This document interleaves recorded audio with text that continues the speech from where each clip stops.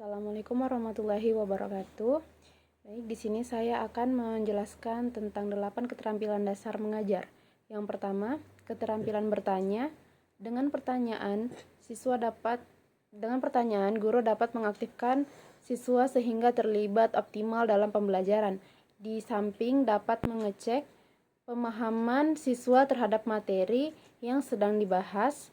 Keterlibatan ini akan mampu meningkatkan motivasi siswa untuk belajar karena ia merasa ikut berperan dalam pembelajaran. Perlu dikatakan bahwa dalam konteks ini, yang dimaksud dengan pertanyaan adalah semua pertanyaan guru yang meminta respon dari siswanya. Dengan demikian, kalimat perintah dan kalimat tanya dalam konteks ini termasuk ke dalam jenis pertanyaan. Lalu yang kedua, keterampilan memberi penguatan. Penguatan adalah respon terhadap suatu tingkah laku yang dapat meningkatkan kemungkinan berulangnya kembali tingkah laku tersebut. Keterampilan memberikan penguatan sangat diperlukan karena merupakan dorongan bagi siswa untuk penampilannya serta dalam meningkatkan perhatian. Dalam kaitannya dengan kegiatan pembelajaran, tujuan memberi penguatan adalah untuk yang pertama, meningkatkan perhatian siswa, yang kedua, membangkitkan dan memelihara motivasi siswa, yang ketiga, memudahkan siswa belajar, yang keempat, mengontrol dan memodifikasi tingkah laku siswa serta mendorong munculnya perilaku posesif, yang kelima, menumbuhkan rasa percaya diri pada siswa, yang keenam, memelihara iklim kelas yang kondusif. Yang ketiga, keterampilan mengadakan variasi. Variasi dalam kegiatan pembelajaran adalah perubahan dalam proses kegiatan yang bertujuan untuk meningkatkan motivasi para mahasiswa serta mengurangi kejenuhan dan kebosanan. Variasi adalah keanekaan yang membuat sesuatu tidak monoton. Variasi dapat berwujud perubahan-perubahan atau perbedaan-perbedaan yang sengaja diciptakan atau dibuat. Variasi dalam kegiatan pembelajaran bertujuan antara lain untuk hal-hal sebagai berikut. Yang pertama, menghilangkan kebosanan dalam belajar. Yang kedua, meningkatkan motivasi dalam mempelajari sesuatu. Yang ketiga, mengembangkan keinginan untuk mengetahui dan menyelidiki hal baru. Yang keempat, meningkatkan kadar keaktifan atau keterlibatan siswa dalam kegiatan pembelajaran. Yang keempat, keterampilan menjelaskan. Dalam kaitannya dengan kegiatan belajar mengajar, menjelaskan berarti mengorganisasikan materi pelajaran dalam tata urutan yang terencana secara sistematis sehingga dapat dengan mudah dipahami mahasiswa. Dari segi etimologis, kata menjelaskan mengandung makna, membuat sesuatu menjadi jelas. Dalam kegiatan makna, pengkajian makna secara sistematis sehingga dapat menerima penjelasan memiliki gambaran yang jelas tentang hubungan informasi yang satu dengan informasi yang lain. Misalnya, hubungan informasi baru dengan lama, hubungan sebab akibat, hubungan antara teori dan praktik, atau hubungan antara dalil-dalil dengan contoh.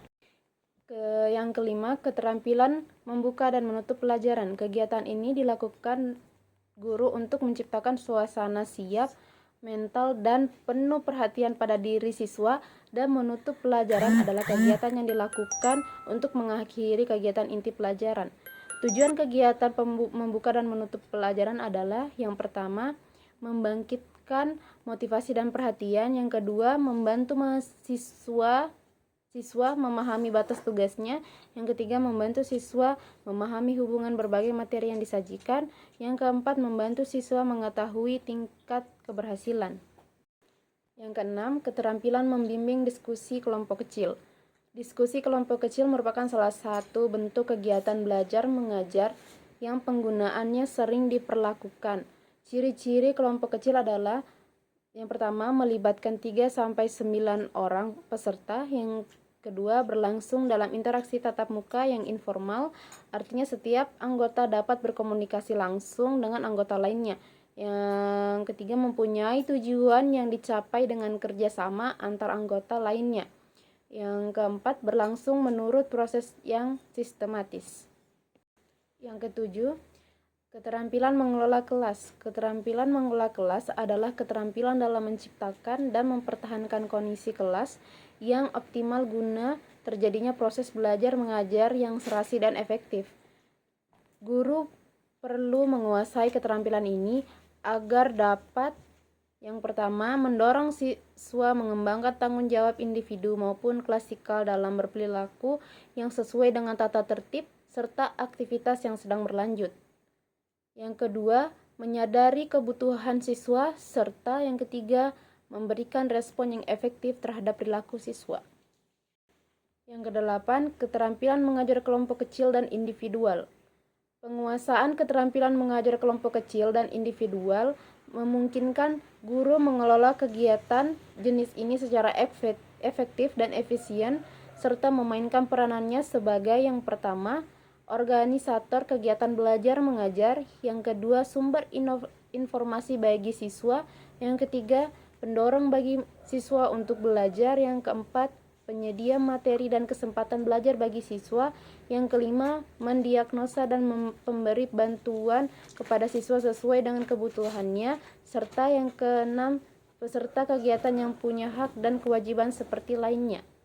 Itulah tadi penjelasan tentang 8 keterampilan dasar mengajar. Sekian dari saya. Wassalamualaikum warahmatullahi wabarakatuh.